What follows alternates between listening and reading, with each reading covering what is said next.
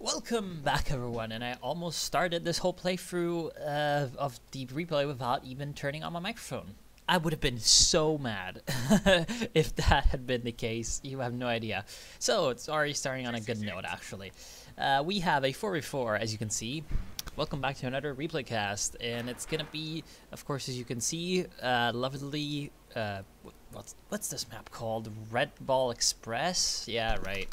Anyway, Black Aragon is the guy that sent in the replay, and actually I missed his replay last time because of a patch, or rather a hotfix, that broke his replay, so I really owe it to him to get this replay done and done it well. His friends are going to be Kjedelig, playing as the Wehrmacht. He's, of course, the OKW, if you didn't see that. Cine Chief playing as the Wehrmacht as well, and Eve as Wehrmacht. So 3 Wehrmachts and 1 OKW against.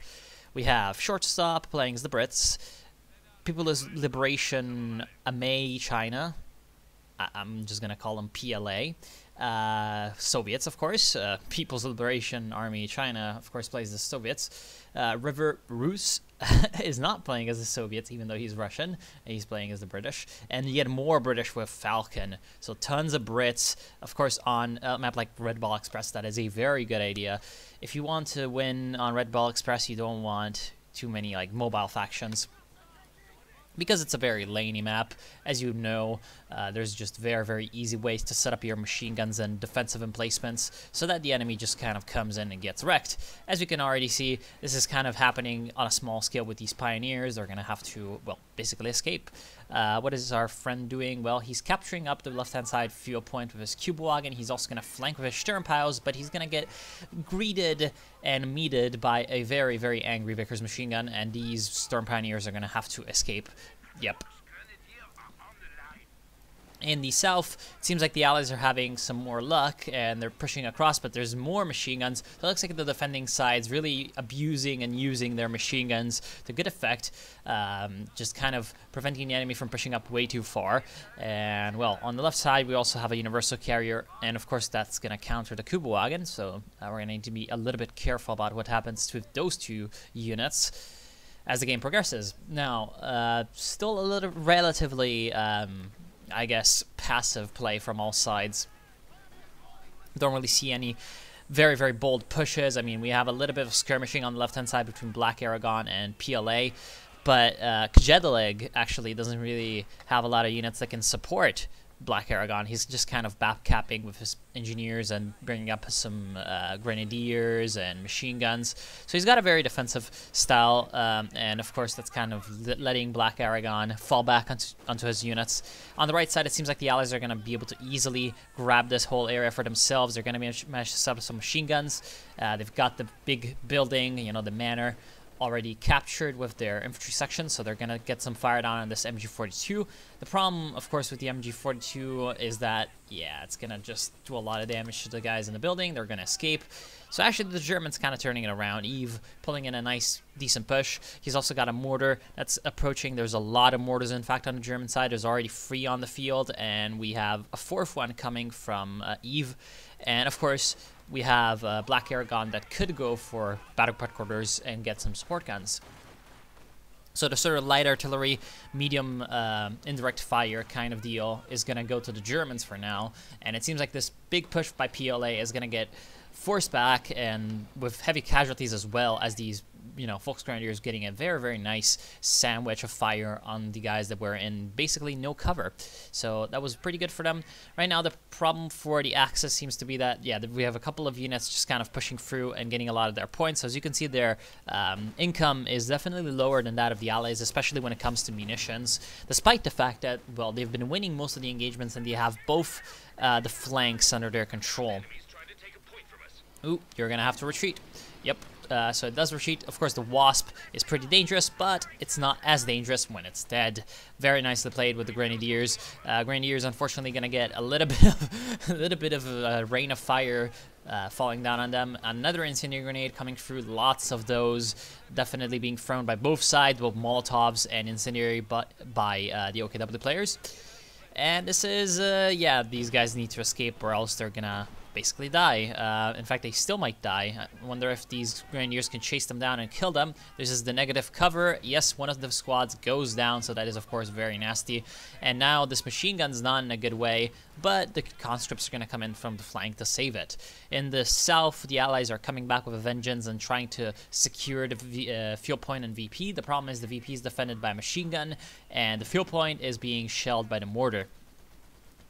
Mortar is forced to retreat by the Vickers heavy machine gun, so that's pretty okay.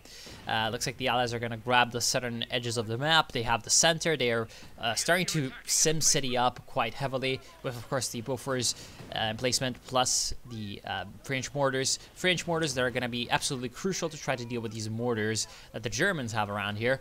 And, well, I'm guessing that Black Aragon is going to see that and probably go for the battle group. Although the mechanized would also be very useful for him.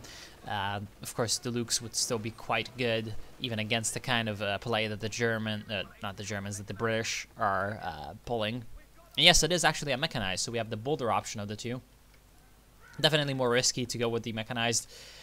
Well, it's a lot safer to just kind of turtle around the battle headquarters and use that healing to your advantage, you know, get your units back on the field a lot quicker, get the support guns, get a lot of, you know, maybe even the map hack wagon.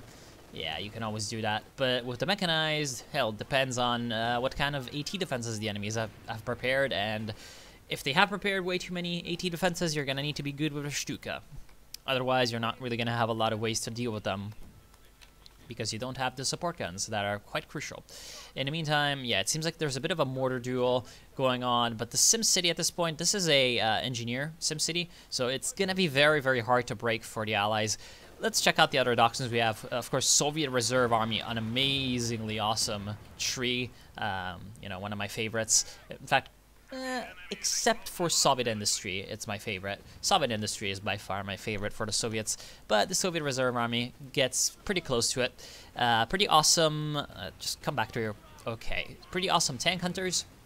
The problem is he has spawned them not on the building, which is what you're paying them for, actually, because it's a 270 manpower squad that gets a Panzerschreck for free. So you'd really be thinking that this kind of a squad needs to use his ability to spawn in a building quite well to make up for the extra cost. But they're still pretty useful. You can kind of hide them in places, as you can see, on hold fire, and use them as very, very nice ambushers. Pretty useful against enemy light vehicles. In numbers, they can also be pretty good against enemy heavy vehicles because it's just one Panzerschreck that they have. So not really going to be the biggest of anti-tank damage dealers, especially considering that the 8... Damn. The 8, you know, pop cap plus 270 manpower makes them pretty close in cost to something like an anti-tank gun. And we have a flank. So here comes the anti-tank grenade, kills the cube wagon.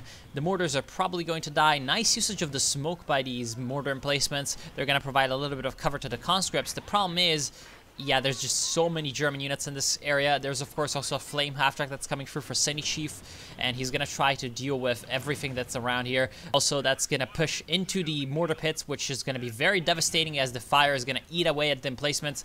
Very, very, very dangerous. There's just a massive swarm storm of incendiary grenades. I'm not sure, actually, who's throwing them. I'm guessing that from the, like, glass shattering sound, it's Molotovs. And, in fact, almost all of the Volksgrenadiers are going to get completely wiped out by the fire, plus the fire of the Mossad guns. And this is not going to be all that good. The problem is, yeah, it seems like the conscripts are also eating a lot of damage. Looks like both of the mortar pits have gone down to the flame half-track. I have no idea what's going on down south. I'm going to wait. And there goes the flame half-track. Got up a little tiny bit too far and was eaten alive by the Bofors fire. The Germans keep their northern position pretty much intact. The conscripts were not able to get at the MG bunker and throw incendiary grenades at it. They were not able to deal enough damage to Volksgrenadier squads from Black Aragon, and in general, these support weapons can be very crude. The central part is unfortunate for the Axis, losing that flame half-track, but losing these emplacements is going to be a lot bigger of a deal for the Allies than the flame half-track was for the Germans. And the central part of the map still belongs to the Allies, while the Axis really don't have any ways to push against it, so this is not that good. AEC on the field for Falcon. So Falcon has gone with the advanced emplacements, so that's very, very, very annoying, of course, to deal with. But so far, he's not really using them in any kind of dangerous way. I mean, he even went for the AEC rather than going for the Bofors upgrade. So he's definitely, I guess, getting the defenses for the mortar pits, and then maybe later anti-tank guns. I don't know, man. Of course, getting the mortar pits up to the front line is going to be more important, and for some reason he has placed his mortar pit, which the defensive emplacements, of course, are going to improve their survivability of. He could have just placed that a little bit further, using the fact that you're going to have a little bit of a tougher time destroying them. His ally, River, he's got Royal Engineers, of course, as well, so just massive annoying emplacement spam, but he's not really emplacing spamming.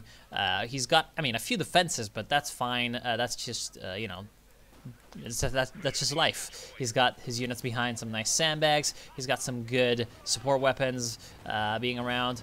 The problem for him is going to be, Stuka is on the field. So that's probably a good idea considering what the British are going for. Unfortunately, yeah, it looks like the brace was positioned, so buildings were braced for that incoming rocket strike, and that did not do all that much. We have Opal Blitzes on the field for Senny Chief, so let's take a look at what the Germans are doing. We saw what the British, in fact, what is River Brest doing in terms of teching? He's already gone with the company command post, so he might even go for a Cromwell or a Centaur at this point to get some early pieces of armor out. The Germans, Eve has not picked anything, but he's got Lightning Ward, Eager Armor, and Joint Operations. Joint Operations seems like it's going to be the best choice against what these British are doing with just the amount of emplacements that they're going for. There goes a Pioneer. Considering what they're doing, it's probably going to be the best option just to get that lovely LEFH artillery piece. But the Tiger and the Elephant can also be quite useful. Sydney Chief of course, going for assault support and getting absolute blitzes. Not really my favorite choice of all time. In fact, it's already dead. But later on, it's going to be useful. Of course, the Tiger and the Artillery Field Officer, although he hasn't purchased one, can be quite good, especially after the buff. Now, Black Aragon, well, Black Aragon, he's going for, of course, Breakthrough, so that means Panzer Fusiliers, some pretty good infantry, and the Sturm Officer as well, and he's just gonna spam a bunch of Stukas, just probably waiting until he can get the Jagdtiger? I don't know, that seems like a weird option to just go for a lot of Stukas, but considering what the Brits are going for, I'm not blaming him. So it might be a little bit less of a strategy that he planned beforehand than just, you know, something he adapted in the moment because of the developments of the match. Kjedelig, well, I mean, he's got German mechanized company. I mean, I guess I almost never see this doctrine being used. It does have an LEFH artillery piece, though, so it needs to be kind of careful about that. He's got a 222 scout car, and he has a tier 3 getting out of Stug, so he's gonna go for a little bit of medium armor, probably support the Stugs with command tanks. Of course, the command tank is pretty decent against enemy infantry and very, very good at supporting your own guys, so that's not bad. Here comes some flame mortars. There goes the, wait, what? Why did the anti-building flame mortar target a machine gun? I have no idea. AC still kind of rampaging for the center. Somehow this thing hasn't been destroyed yet. These packs really being criminally incompetent is probably the thing to blame. These emplacements are starting to die actually, and oh, this is potentially dangerous. Where's the Stuka? Well, one of the Stukas is reloaded, the new one, because it hasn't fired yet. Yeah, this conscript blob needs to be kind of careful. The allies know that Stuka's around, so I'm not sure why they're still walking around blobbed. Right now, it looks like actually the partisans are going to manage to get the kill on that guy, along with, of course, the mortars. Lots of damage coming into the conscripts, of course, from the mortar, not the mortar, the rocket barrage, as expected. I mean, of course, like, the allies just need to be a little bit more careful about how their units are used. They're going to pop the rapid conscription, but these guys are all at one, you know, one man in the squad, one model. So he really should not be going forward with them. He should be retreating. Doesn't really matter that you're getting back conscript squads for every model you lose if every model you lose is a conscript squad. So that would be, you know, that would be kind of counterproductive. So he's lost everything that he has. So PLA right now is done and done for. He's basically gone. The Stug is charging ahead and trying to get a kill on the Bofors QF40, but unfortunately there's an anti-tank gun. And the Bofors has braced plus the lovely Standfast, I believe it's called. Vehicle crew repairs, Standfast, okay. So yeah, so the Standfast is going to give, of course, these buildings quite a lot of repair, plus the Royal Engineers. Centaur comes in from shortstop. I'm not quite sure why. But he's going to charge in and get killed by the tank gun. And the captured Panzerschreck, yes, the Germans have captured a Panzerschreck from the partisans. So, yeah, looks like he's going to go down to the flame mortar. No, he's going to go down to the normal mortar. Looks like also a Grenadwerfer 34 mortar was stolen by shortstop, so there's actually a lot of mortar fire that's going to come through from him. Quite dangerous. Right now, the half-tracks in the southern flank of the map are just kind of resting and just kind of reinforcing these guys. Actually, no, they've just upgraded the flames, so no reinforcing anymore. And the Centaur on the south for River is doing its job. The problem is, look at River's resources. He could have probably gone for something a little bit bigger. In fact, he could have probably waited for a Comet. At this point, the Allies are really lacking when it comes to big, heavy, or advanced medium tanks. Because they had a slight advantage when it came to resources in the early to mid-game, but they really are letting that slip from them, and they're letting the advantage of artillery slip from them as well. And that's, of course, kind of seen by the amount of mortars that the Axis are going for, and of course the two Stukas are the biggest part of this. And I'm guessing that soon enough we're going to see some LEFH pieces as well, just kind of sprouting up like essentially mushrooms all the way closer to the German base.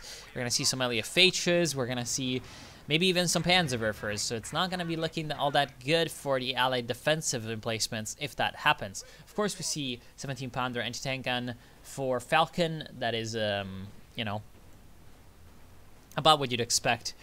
And it's not really going to do anything for a long, long time, because look at how it's positioned. Like, it can fire at, you know, a little bit of an area where the enemies might want to go, which is this part of the road. But everything else is just like, yeah, why would a German tank go there? I do not know. So perhaps the anti-tank gun would have been better positioned around here so that it could cover this whole area as well, just in case the Germans tried to push their advantage on the left-hand side. Speaking of the advantage on the left-hand side, let's take a look at the VPs. It's 401 to 93, so it's actually completely even. Looks like PLA has rebuilt his conscript forces, but because of that, he hasn't really had the manpower required to use his fuel. He's got 264 fuel in the bag, and if he had gotten the manpower to use that, I'm sure that there will be Katyushas on the field right now. I'm sure that, there he goes. I'm sure that there might even be some T-34 76s and Su-85s. So it's definitely bad that he's losing all those units, but he's actually pushing up and managing a lot of damage on the German troops. Looks like Black Aragon had his units back at base reinforcing. And Kjedeleg is not really layering his support weapons, nor he is recrewing these. Like, these mortars have been decrewed for basically this entire portion of the match, and this machine gun, I'm guessing, has been decrewed for a similar amount of times. And it looks like the Stuka barrages are going to come in and absolutely smash these conscripts, but it's not enough, as these free squads are still alive, and they're still going to be able to just kind of keep their whole area secured. Of course, providing line of sight to the British mortars as well, and forcing away the Axis infantry units. So at this point, while there's, you know, mounting kill counts on the Stukas, while there is an LEFH on the field on the left-hand side, partially because the Germans did not recrew all of these weapons, partially because the Allies were able to finally find a little bit of a weak spot in the German line, and all the conscripts are gone again. Press T for retreat, man. T for retreat is like the only thing you need to know. The only hotkey you need to know in Company of Heroes 2 is T. That's the only hotkey that's required to play Company of Heroes 2 at a decent level, right? So please use it.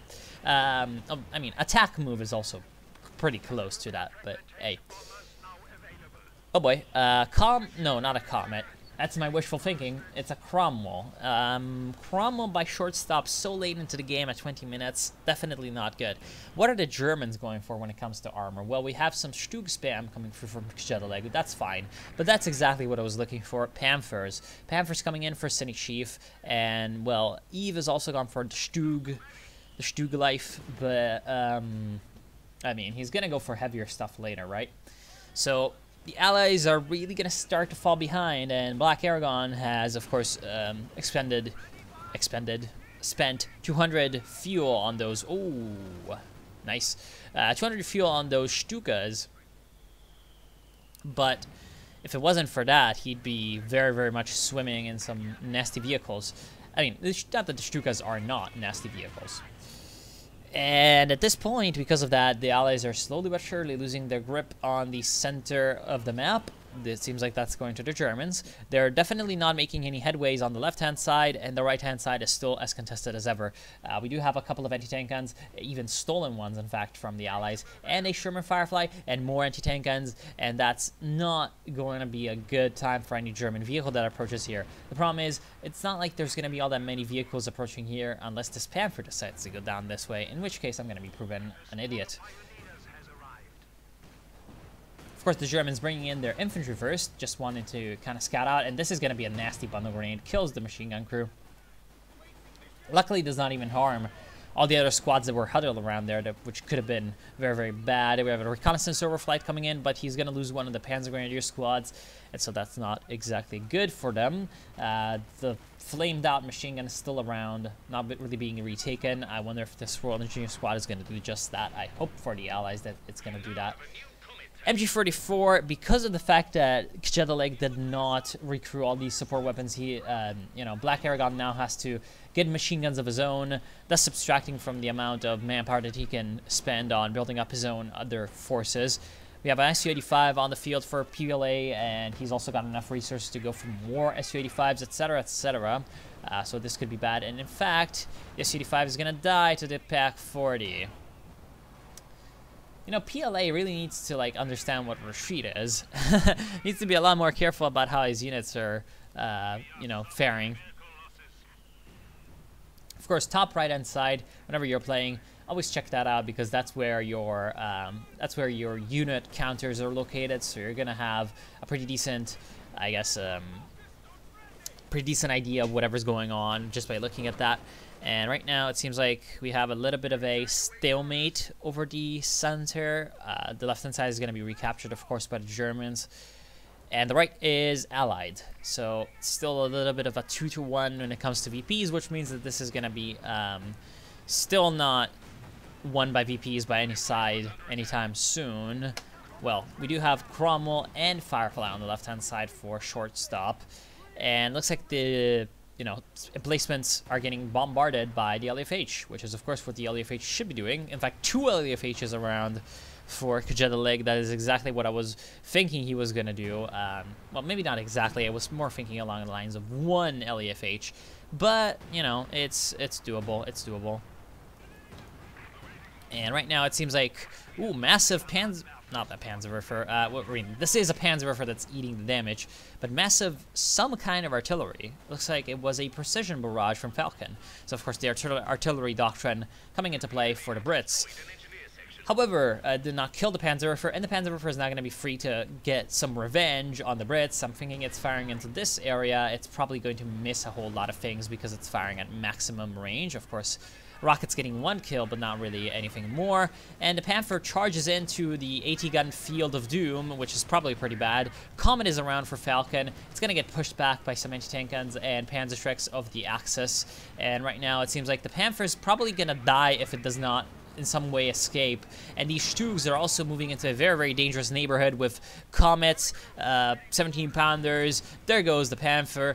There goes, no, actually the Stug, there goes off the field, but still alive. And it looks like the Firefly is getting a nice flank off, but he's in a very, very nasty neighborhood as well because of all these packs that are around. Potentially can be recruited, turned around, they can shoot at him. It can all be pretty bad for him. Looks like a Puma's on the field for Black Aragon. In fact, I'm pretty sure that that's a bad idea.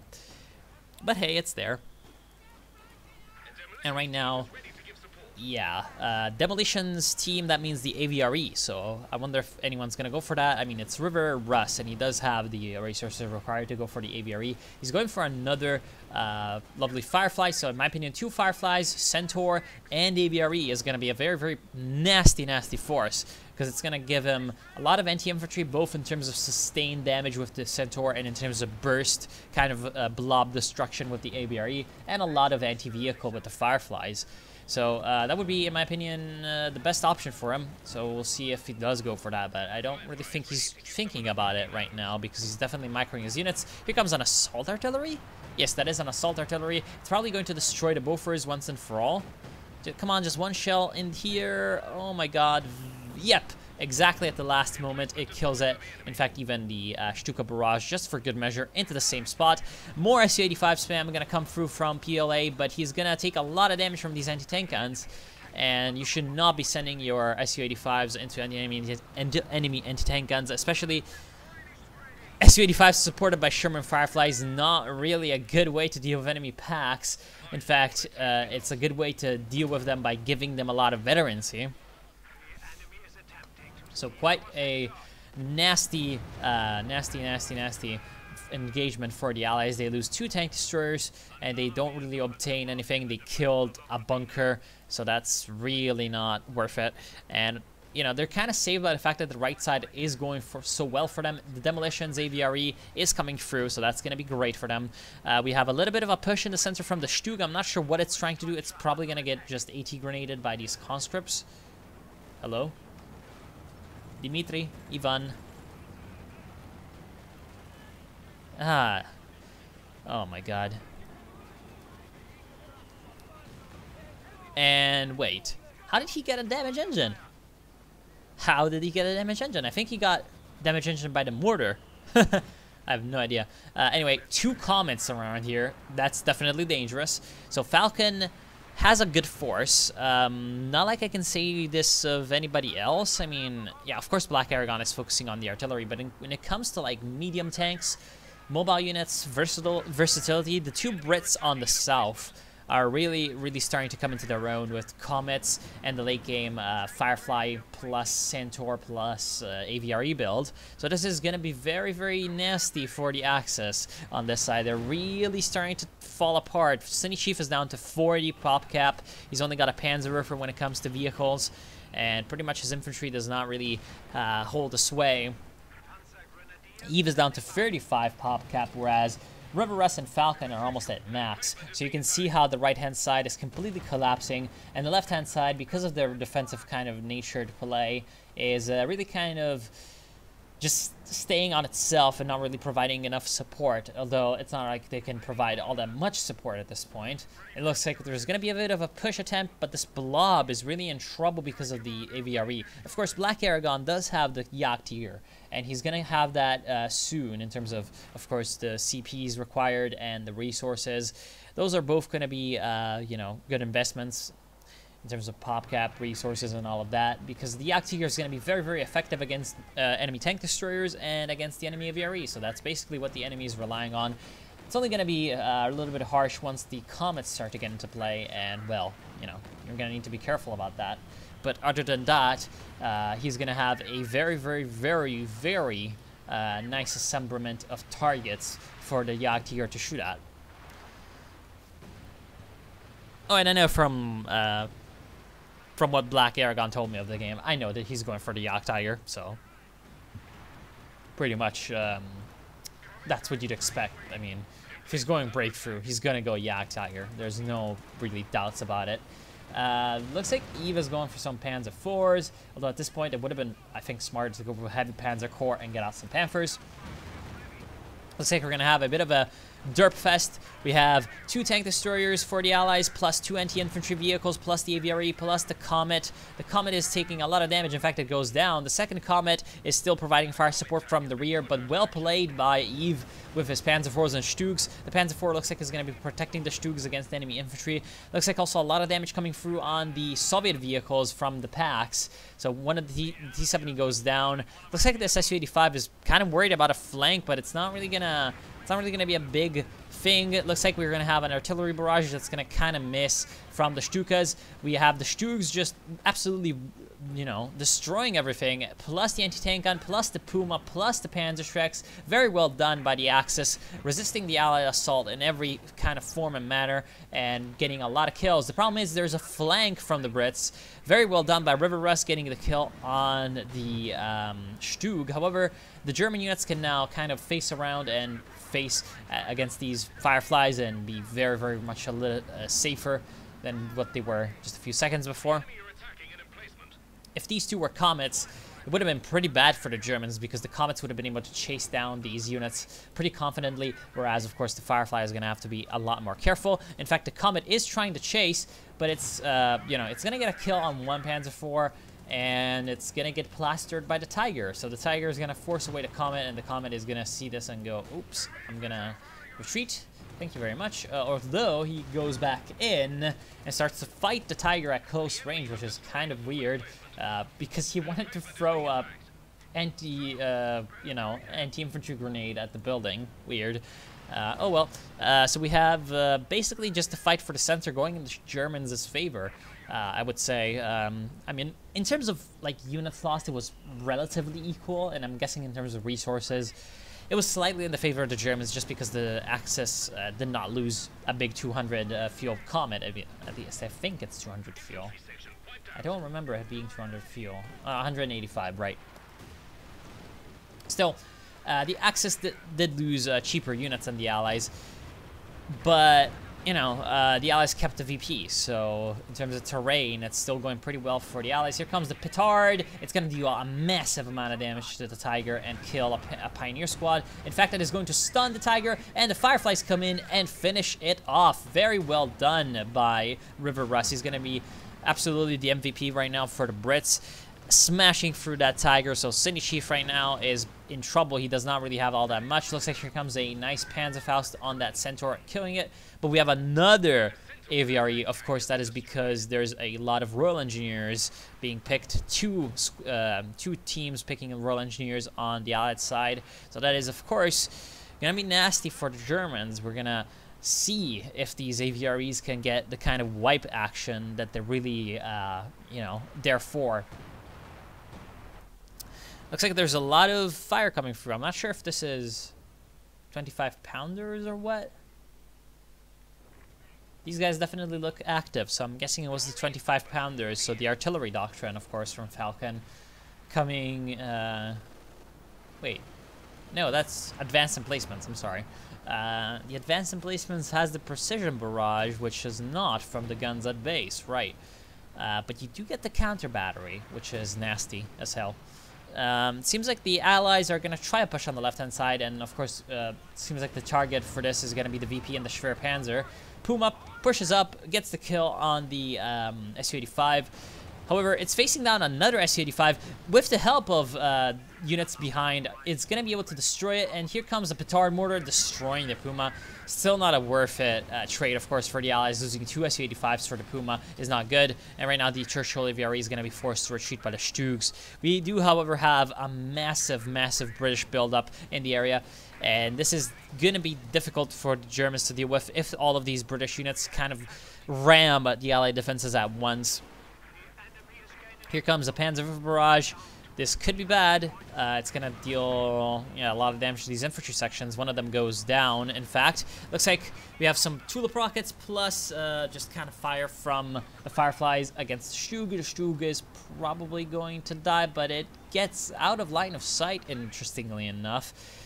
We have the Comets trying to push ahead, but they're going to take a lot of damage from these anti-tank guns. They're trying to deal with the Stugs, it seems, but it's not really working out for them. I mean, the Stugs are taking damage, but the Comets are taking substantially more. And this one Comet might even go down, but probably going to survive.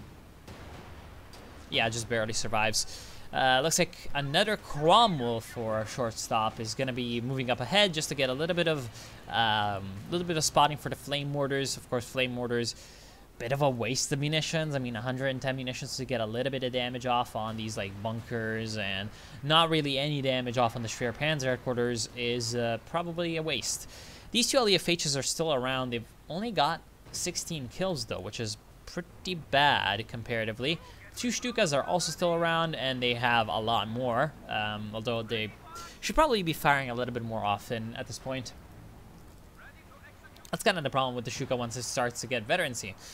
Yeah, it recharges faster, which is good, but you need to be, you know, paying more attention to it. So we have 19 plus 28, 37 kills for these two guys, and that's fine. I mean, they've been around for a while, but 37 kills is not that bad for them. And of course, Big Papa Pump on the field. Jagdtiger. 18 FPS. Yay. Because whenever I'm looking from that angle, the game hates me. So yeah, Jagdtiger, what is it good for? Well, the Fireflies die to it. The AVRE dies to it slowly, but it's got less chances of firing back. The Centaur dies to it. The Comets die to it unless they're behind it. And yeah, I mean, what else do I need to say? This thing is pretty good, especially when supported by this much artillery. I mean, we have anti-tank guns, artillery, rockets, every kind of thing available to the Germans' arsenal. I am not sure what that was that can support this thing. This thing can be the linchpin of all the army and deal with the enemy vehicles, while everything else just kind of helps it out. Oh, press F to pay respects. Holy hell. That was a great AVRE. 47 kills for River and his AVRE. This is just very, very nasty. Here comes also a precision barrage that's going to actually damage the engine of the Jagdtiger. This could be a big, nasty push from the Allies, but they're not following up on this. They're just kind of taking the counter-battery fire from the Germans with their abilities and vehicles. And they're not really pushing up, except for the Soviet, who loses another Su-85s, brings in another horde of conscripts, which dies again. And other than that, while this could have been an amazing opportunity for those Comets to push up and try to get a flank off on the Jagdtiger, they didn't really take advantage of it. And right now, with another engineer squad coming through for Black Aragon, he's going to be prepared to kind of keep his Jagdtiger in the fight and topped up at all times. In fact, this Pack 40 free anti-tank gun is in fact going to be very, very useful against the AVREs, so we're going to need some kind of way for the Allies to deal with this. And the fact that they have lost the artillery superiority, partially because, of course, there's free Brits. So in terms of actual on-field artillery, the Brits are relatively weak after the early game where they have the glorious mortar pits. So at this point, it's going to be really up to them to get the AVRE and especially Comet and Firefly game.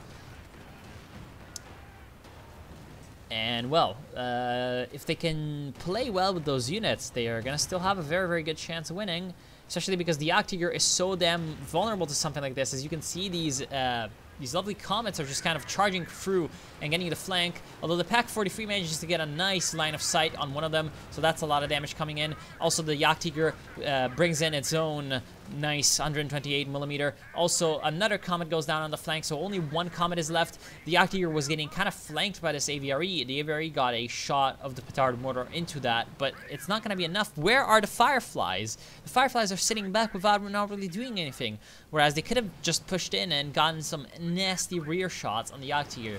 Looks like some flame mortars are going to be called into the Pack 43, but it's not really going to be enough. There's also normal packs supporting over here.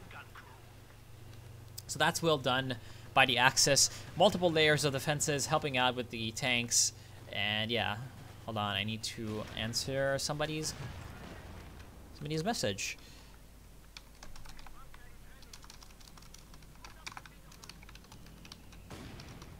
Hold on, okay. What is actually happening right now? I have no idea. We're basically even on the VPs still. Even on the VP still, we have the middle VP that's under the control of the Allies, although probably very temporarily. Both sides are licking their wounds. Let's check out, you know, the pop caps. We have 80, so 90, 70, 160, 230, 280 on the Allied side. Then we have 170, 75, 245. So the Allies are ahead, but are they ahead where it counts or not? I mean, we have some TDs out of them. We have the AVREs, we have the Comets. So yes, they do seem to be ahead where it counts. Of course, 20 of this pop cap is just this 17-pounder anti-tank gun, which is not really able to do all that much. Although, of course, it does have a buddy-buddy counterpart on the Axis side, of course, with the Pak 43. However, the Germans, while they're lacking in terms of tanks, or at least in terms of number of tanks, are definitely making up for it when it comes to artillery with the Stukas. In fact, the Stukas are up to a massive amount of kills, 63. And also quality of vehicles. As you can see, there goes the AVRE from just the amount of alpha damage, you could call that, that these German vehicles can exert into play. And that's just very, very, very nasty. I mean, look at this. This like Tiger plus Panther plus Pak 43 combination can basically one-shot anything. We have a flank coming in, but it's not really going to be supported by anything. Look at these Fireflies. They're not in a position to actually fight. Nice smoke going to come through on the Pak 43, and a nice petard is going to take it out. But the Fireflies are not supporting this against the German counterattack, and so we see that the Germans are able to come in and do a lot of damage to the Comet with the Tiger. They can also bring in the Tiger, and of course a lot of Panzerschrecks. So this is not going to be all that good for the Allies, despite the fact that it could have been awesome. I mean, it did manage to kill the Pak 43, which is good, but they could have taken this opportunity and probably killed the Tiger as well. Where's the Panther, actually? The Panther is dead. They managed to kill it with the 17-pounder plus 80 guns combo, and it looks like Eve is going to be dropping out of the game. Probably just a connection issue, because it's not like he was doing that badly. There goes a Comet. So the Allies getting a lot of victories, but also missing a lot of opportunities. This is kind of sad. Right now, River is just playing so defensively with his Fireflies, which is really starting to hurt his team's chances of success. There goes a mortar pit. Taking a sip of tea. Yeah, the mortar pit goes down. That's gonna be fine for them. I mean, it's not like it was doing all that much anyway.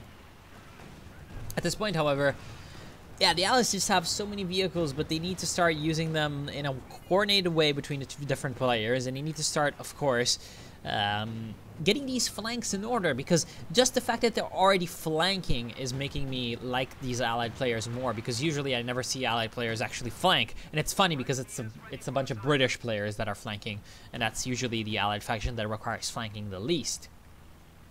So this is definitely good for them. The problem is they need to be supporting these flanks with their tank destroyers. Tank destroyers are vehicles for a reason. They're not anti-tank guns. In fact, even anti-tank guns you should probably be bringing up to support your pushes, but of course it's going to take them longer to actually move in. Tank destroyers, they're relatively fast. So, I mean, if it's not a Tiger. Tiger doesn't give any fucks. I just wanted to confirm it. Basically, what you need to do, and what they're kind of doing, but they're not close enough, is get the flank going, and then once the flank is going and you know roughly where most of the enemy units are, you bring in your tank destroyers to a place where that's relatively safe. Of course, the reason why they're not bringing their tank destroyers along is that they're kind of afraid that these very, very fragile defensive-minded units are not really going to have an easy time dealing with just being thrown into the action or something like that. But hey, they need to be more aggressive with this. So of course Eve now is an AI, so there's going to be some weird stuff happening. And this is going to allow the Allies to just completely secure the right-hand side and possibly get the advantage when it comes to the center part of the map as well. Let's speed up because there's not really much happening. Both sides licking their wounds. But yeah, so of course AVRE just being a dick. And AVRE, the other one, is up to 53 kills. Damn, that's nasty as hell. Tiger pushing through, although AVRE pushing up very, very dangerously into some annoying Panzerschrecks, so he's gonna have to retreat. That's 4 Panzerschrecks, potentially nasty. Of course, that's what I was talking about with the Jagdtiger. The Jagdtiger is just so great at shaving off massive, massive pools of HP, like this AVRE. And it's exactly what you'd want to do. I wonder what Command Tank Firefly. Oh no, I don't like that.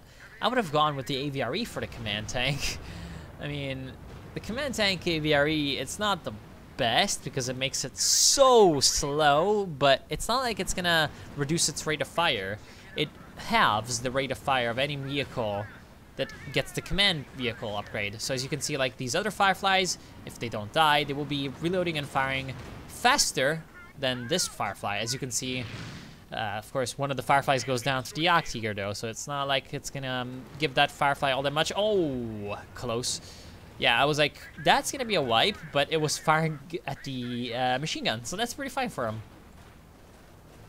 Yeah, things are not looking all that good for the Allies. In fact, they're looking pretty bad for them, except for, you know, the the drop of Eve. But yeah, how will it deal with the Jagdtiger plus all of that? I mean, what they were doing before was good with all the flanking, but now they need to take it further. There's an AI on the right side, so it's a lot less likely that this whole area is going to be like mined or something, because the AI does not really do that. Nor is it more likely that there's going to be better, I guess, I don't know, better positioned anti-tank guns, better positioned enemy infantry units ready to ambush. So this entire right side is going to be, yes, exactly, this is what I was getting at. It's going to be basically prey to something like this. And this could be very dangerous. So the Comet's flanking around a very, very obscure route. As you can see, there's a lot of Germany in this whole area, and it's not really in any position to stop all of this. However, these SUs, I'm going to bet that this guy has lost 8 SUs so far. 9 I lost. That is just like, oh well, okay, no, that is actually 10 SUs, because I'm not sure if this counts as a lost SU. Anyway, yeah, he needs to be a lot more careful with that. I mean, he killed a Panzer IV, but like, he's lost 2 SUs. Yet more AVRE massacres.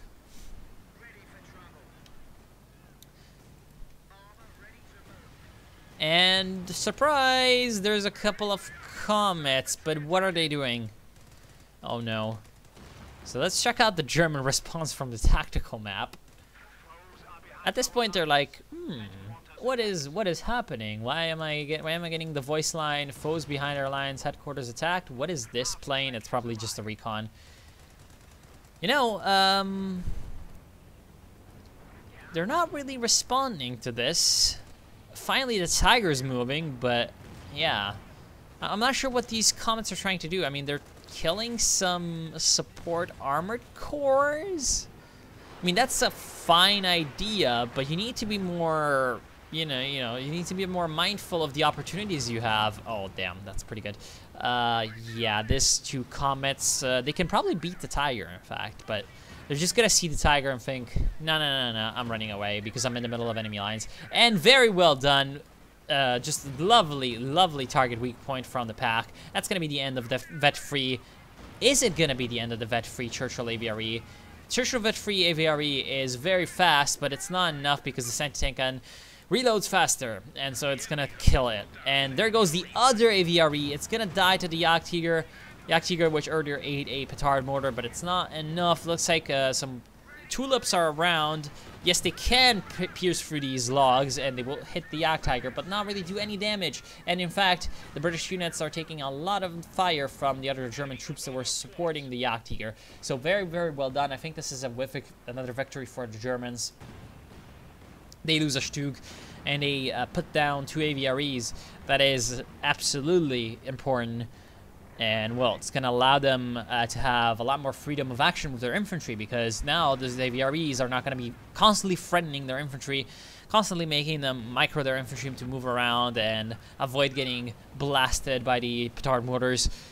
And all of that is just going to lead to them having a little bit of a saner state of mental health and just overall be in a better position.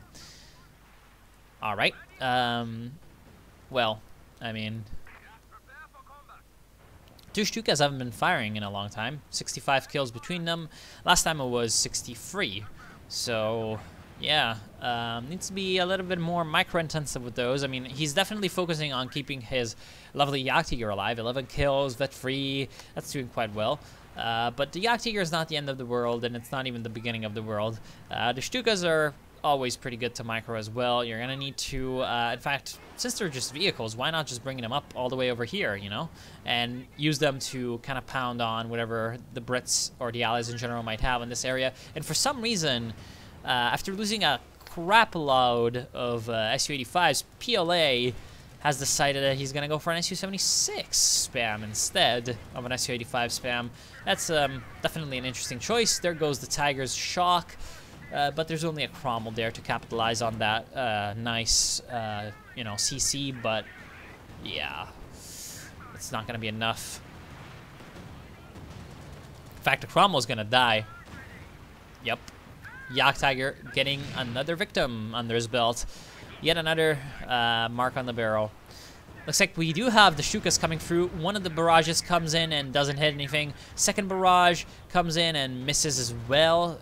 Might hit these infantry squads. Nope. So it looks like the Allies moving in a little bit too fast. And, well, we're going to have the anti-tank gun pushing up from the AI just to avoid the point getting captured.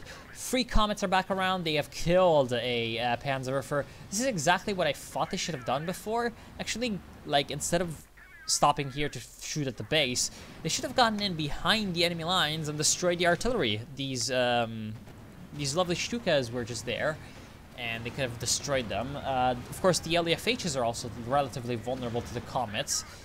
And whatever, there goes the other, the other Panzerwerfer. And the Comets are still pushing in. They've got the rear armor of this Panther, so this is not good for the Panther. However, they're getting massacred at long range by the lovely Jagdtiger. The Jagdtiger, however, is getting flanked by the Fireflies, and they're getting, of course, some tulip rockets off, stunning it.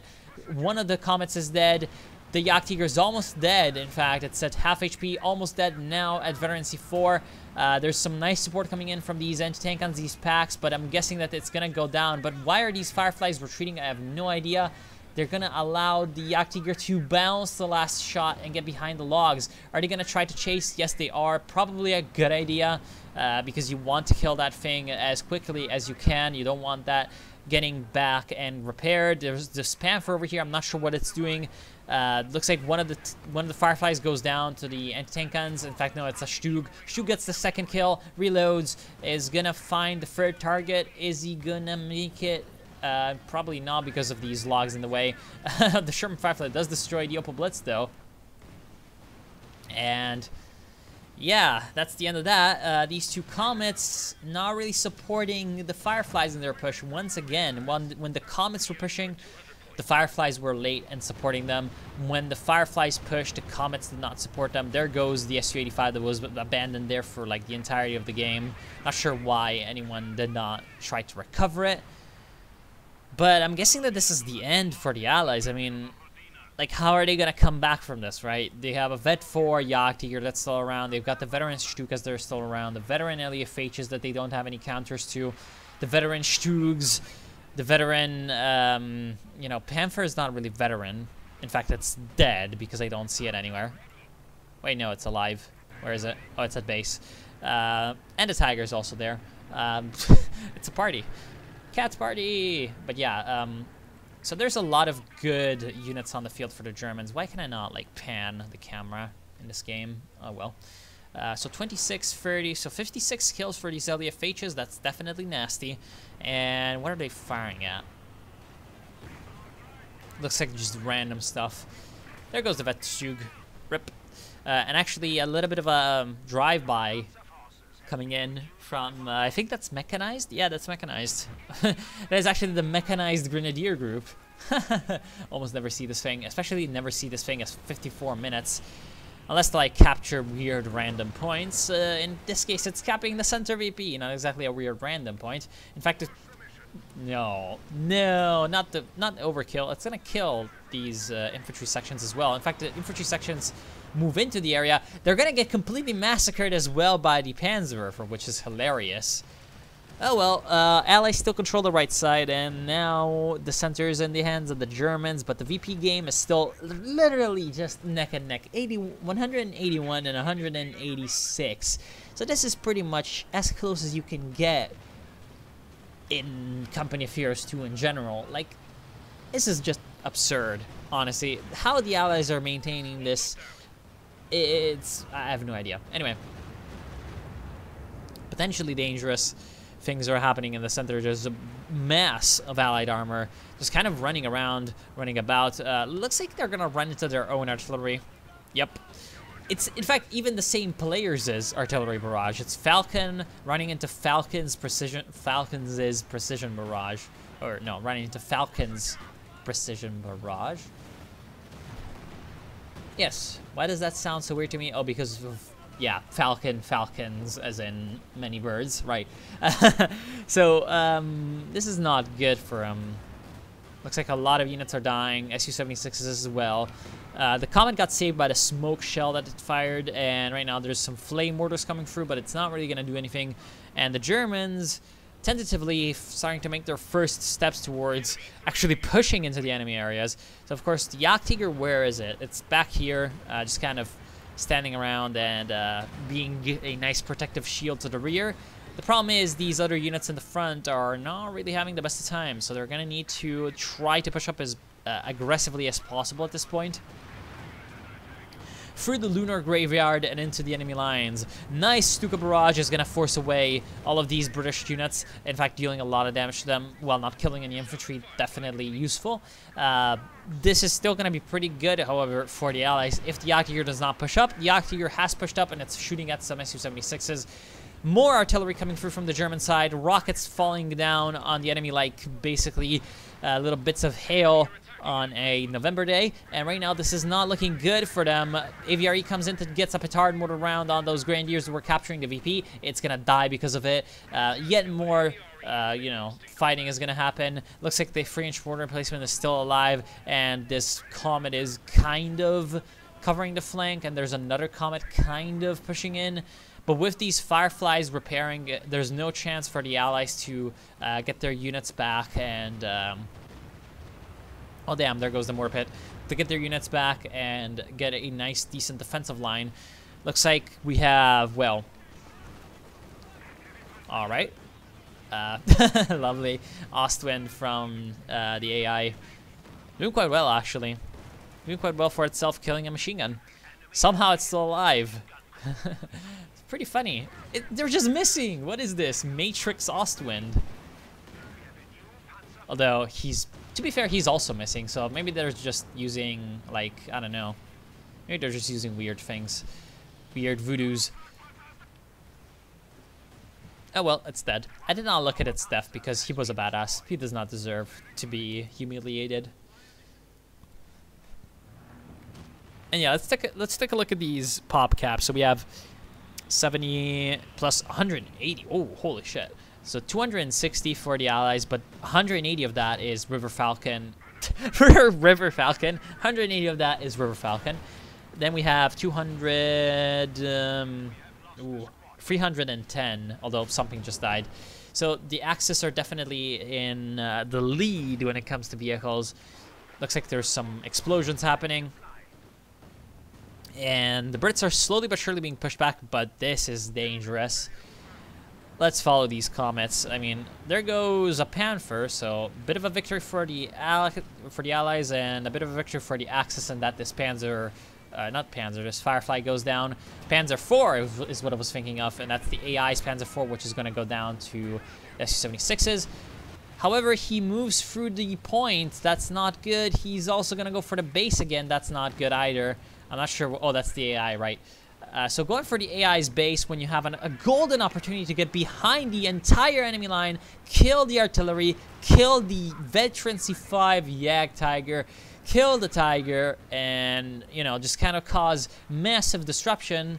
But no, I just go into the base instead. No! This is so frustrating. He's going into the base to kill the AI buildings, which is, I mean, sure, it's useful, But again, perspectives, it would be so much more useful to literally kill everything that the Germans have right now. He went in, killed the support armor core of the AI, and now one of his comets took a Panzerfaust because of it, and the Panther is gonna kill it. Despite the fact that there's 4 comets there, they don't come in and fight the Panther, getting behind it and killing it. They're gonna just leave their buddy there to die. And of course in the center, because there was, what is that, 400 plus 160, 320, 720, 740 fuel worth of comets. Yes, 740 fuel worth of comets. That is how much income? I mean, for Falcon 38, so that would be basically 18 minutes worth of fuel income. That's a third of the game. Because a third of his resource income in the game was tied up killing a support armor core that belongs to the AI instead of, you know, winning the game. The allies are losing. That is just so sad for Falcon. He could have won this game, and instead he's lost it. Like, he had the golden opportunity. The allies had the golden opportunity to win. There was nothing the Germans had on this side that could have prevented the comets from just kind of rumbling down this kind of a route, getting behind the entirety of the enemy lines, getting behind the Jagdtiger. This is really the most important thing. Killing it, killing all of the artillery, and doing that. Instead, there's going to be a lot more slugfesting with frontal attacks on both sides. And this is exactly where the Germans are good at. So, you know, you can imagine the chances of the allies. There goes another comet. Looks like the Tiger, though, is going to go down in response. So that's at least well done by the Fireflies. So River Rus is... oh, he's got a Churchill AVRE. I guess. He's got a Churchill AVRE. That's a... I guess pretty good for him. Well... Here comes some smoke. Not enough. Pack guns are still around. The Jagdtiger is also still around. 42 kills on this guy. 42 kills on this other guy. So literally twins. I mean, one of them has a lot more veterancy. So I guess this guy's been shooting at buildings more. So that's... What?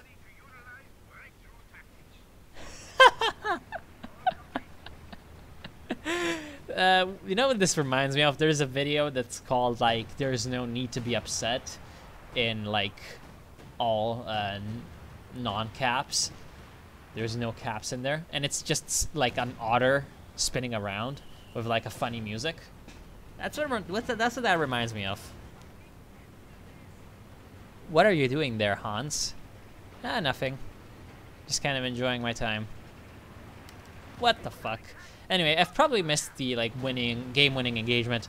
What is this force from the Soviets? I have no idea. Yet another flanking attempt. This time it's going to get spotted by this pack gun because of all the hedgerows having been destroyed. The Tiger still pushes in, which is probably a bad idea. And these comets are still going for the AI's base. No! They could be flanking! In fact, Black Aragon seeing this and not moving his Jagdtiger is probably pretty bad. There's a few units coming in to try to support all of this, but I mean, even the Comets realize that at this point it's not really that much of a good idea to go in. They do manage to get a flank on the Stug, which essentially flanked itself by pushing in against the AVRE. And these two Fireflies are also around to support, and that's not good for the Tiger. Yet another Tiger dies. And then the Comets flank the Jagdtiger's corpse. Oh my god. Why is it so hard to get behind this Jagdtiger? All they need to do is move through this, like, empty area. Why? Or, you know, the Axis could try to... or not the Axis, sorry, the Allies could try to attack the left-hand side. I mean, they haven't even tried to go in this sort of vicinity for the past, like, what, 40 minutes? I feel like they could do some damage by just pushing in here and, like, okay, this looks like a pretty formidable defense, I know, but it was pretty formidable 40 minutes ago when all the Allies had were a couple of Cromwells and Centaurs. But now there's like swarms of just everything, and they could just run over all of this. They could destroy the Schwerpanzer, destroy the Panther easily, just overwhelm the pack, and after that, everything else here just dies. I mean, and the other good thing about... Oh, actually, no. See, I thought that there was going to be a hedgerow still standing there, but there isn't. I was about to say, the other good thing about it would be that the Jagdtiger could not shoot at it because of the hedgerow, but it looks like that's going to be around. Oh, well. And right now it looks like, yeah, the Panther is dead. Yet another one.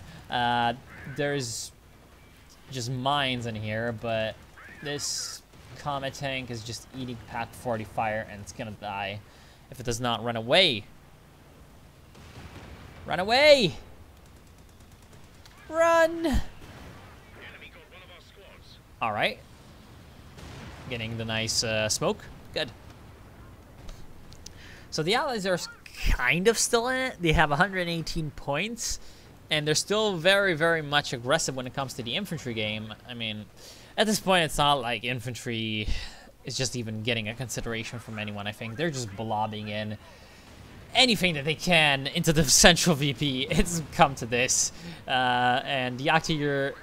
Oh, I thought he was firing the HE rounds. Rip. Yeah, due to all of the artillery, all of the tanks, all of the AVREs, it's not really going as well as it could be for the infantry on both sides. In fact, Black Aragon is just kind of keeping his guys back at base, except when he needs to repair his vehicles. Then he brings out the, the Sturm Pioneers. But yeah. Yeah.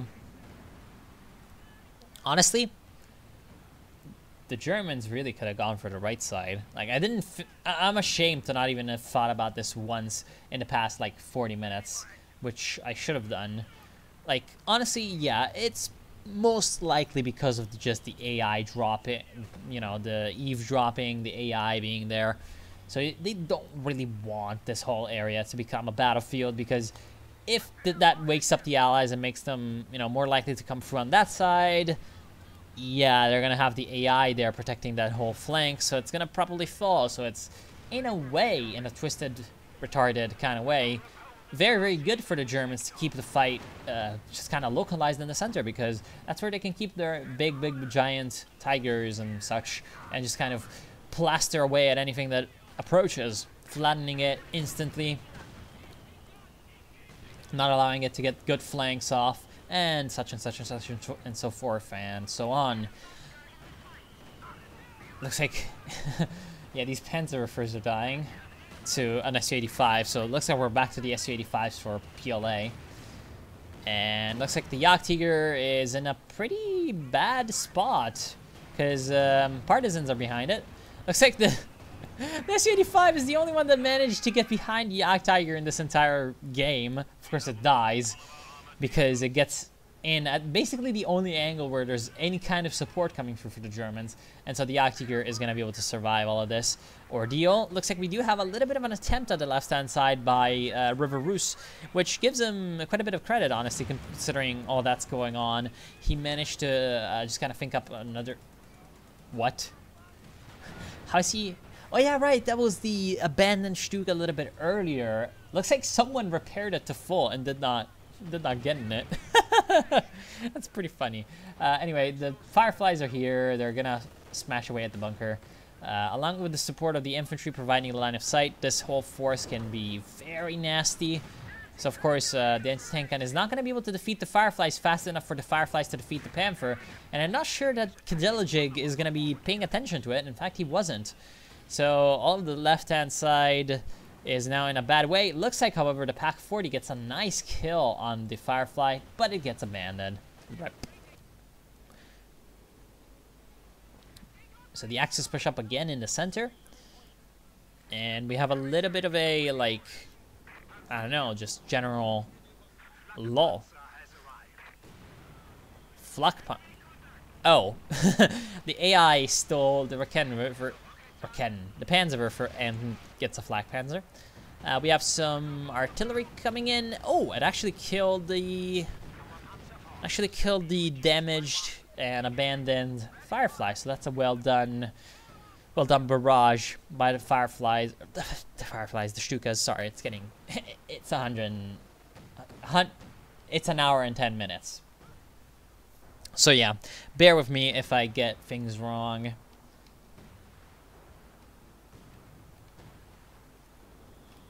I'm wondering what these players are trying to think up.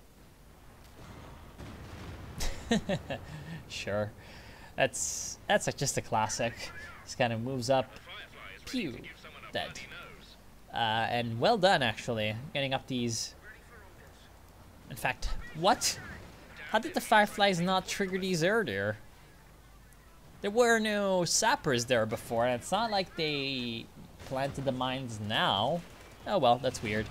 So we have a massive push on the right side from the Comets. But again, it's against the AI. So the left-hand side with the Fireflies is gonna do decently, but... Here comes the Yak Tiger. That's exactly what I was thinking. And despite the loss of the Sure Panzer, with the Yak Tiger coming in, yeah, this whole area is about to be cleared of allied nuisances, I would say. 128, just kind of blazing away. Of course, the Royal Engineers are around. We have an attempt by these Comets to be useful, but it's not really working out. Although well placed with the, white phosphorus rounds. At this point, however, these Panzerschrecks are going to force them away. These Panzerschrecks have just been built, actually. That's a pretty good choice, in my opinion. And the Stug actually gets stolen by Falcon. That's pretty funny. Still, the left-hand side, of course, the push got pushed back by... Yes, the push got pushed back by the, Yak Tiger, as expected. The center is only being saved for the Allies by the fact that Sinisif has lost so many Tigers and so many Panthers. At this point, he's got nothing left. And also by the fact that whatever his name is, he's also lost a couple things. So he's not really in the best of shapes to push up. And the right side is just kind of being pushed in by the Comets against the AI. And Falcon has 700 manpower and 450 fuel. Why? Why is he not building up to pop cap? He could get 2 more Comets, I think. 18.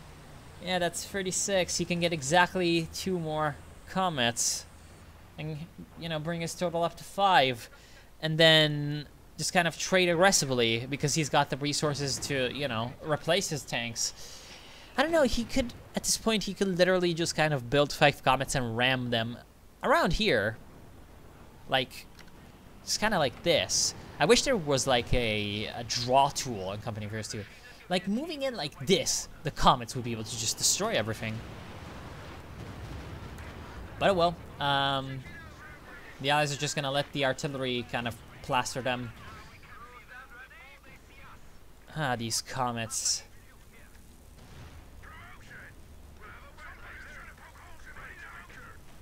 These Comets. Anyway.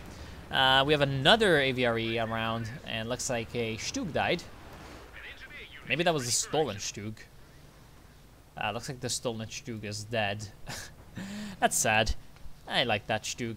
But yeah, everything is just kind of okay for the Axis. They've got the left-hand side completely under their control. They've got 120 VPs. The Allies are down to 80. And they're just kind of amassing smoke to help out their infantry, keeping the control of the central VP. The right side VP they don't need yet, but it would be nice if they went for it. At this point, however, the problem for the Allies is just the fact that they continuously botch up their attacks in very, very tiny ways. It's not like the idea of their attacks is particularly wrong. Now, they often have some pretty good ideas, like, oh look, the left-hand side has been not touched for a while, let's go in and, fuck some things up. That was a very good idea. The problem was he needed to be a little bit more careful with how he used his Fireflies. Those right side hooks by the Comets were good until he decided to go kill buildings randomly instead of going in and killing the Yak Tiger. So it's not like the Allies are that far away from just getting good engagements and such. But they just lack that one extra bit that they would you know, they would get the victory off of. It's just so weird at this point to see this happen. I'm not really sure what is happening. I'm very confused because this is a game that I think the Allies could have won, especially considering that the Germans are 3 players and 1 AI. So you have, like, you can see on the minimap, if you've been looking at the minimap anytime this whole game, you can see that there was just a kind of a trickle of Axis coming through, you know, from the time Eve dropped, there was just a trickle on the right side. Not really a set line like everything else was, but just a trickle of units coming in and out because, of course, the AI doesn't really have the best management skills. So, you know, it wouldn't have been that difficult for the Allies to exploit all of that, get some territory on the right side, get some defenses set up, use that as a springboard to get some good flanks off on the center, and just kind of end it off of there. But they didn't, which is incredibly weird, because it's not like, at least I don't think it would have taken a grand genius to do that.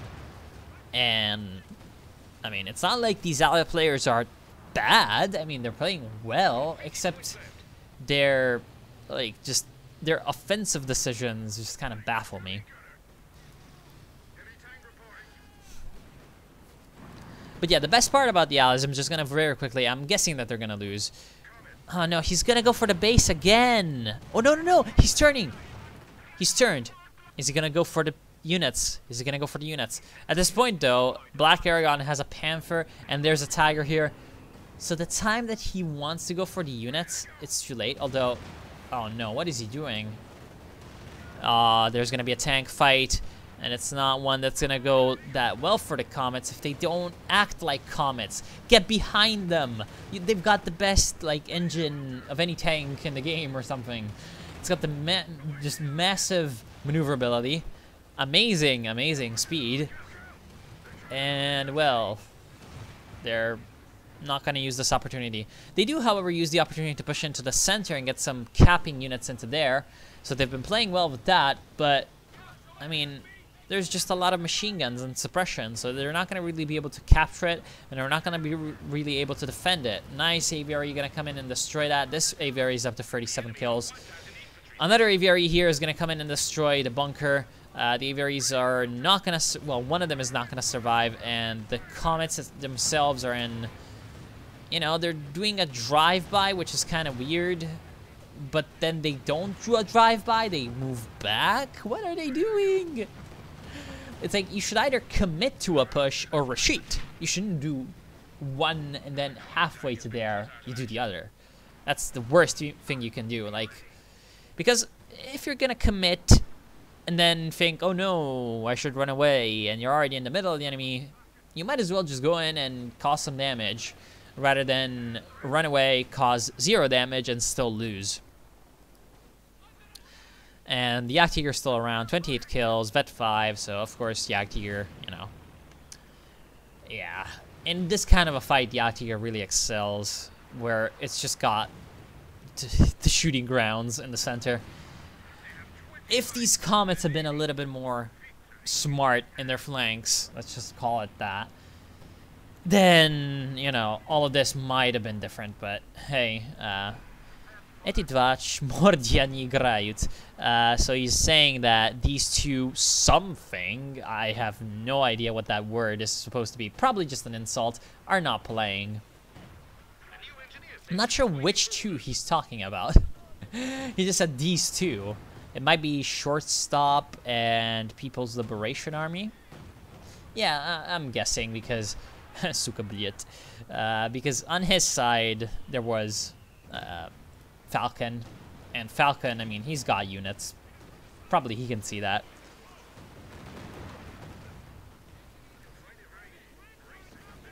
And, well, rockets.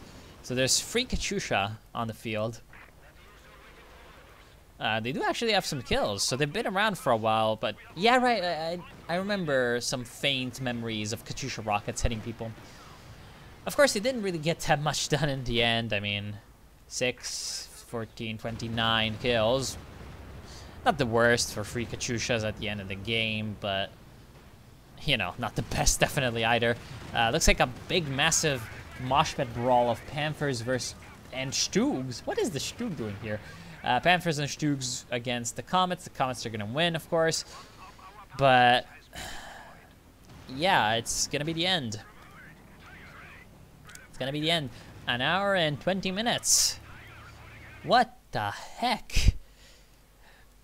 I think this is the longest game I've ever casted. I don't know, man. Don't even feel that exhausted. I'm getting pretty used to this kind of stuff.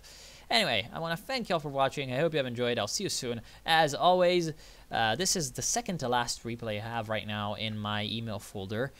So, hey, in case you want to replay casted, there's going to be the link in the description as always. Have a nice day. Like the video if you did. Dislike it if you got killed by VAT5 Yak Tiger. Oh god, there's going to be a lot of dislikes. And yeah, I'll see you soon. Have a nice day.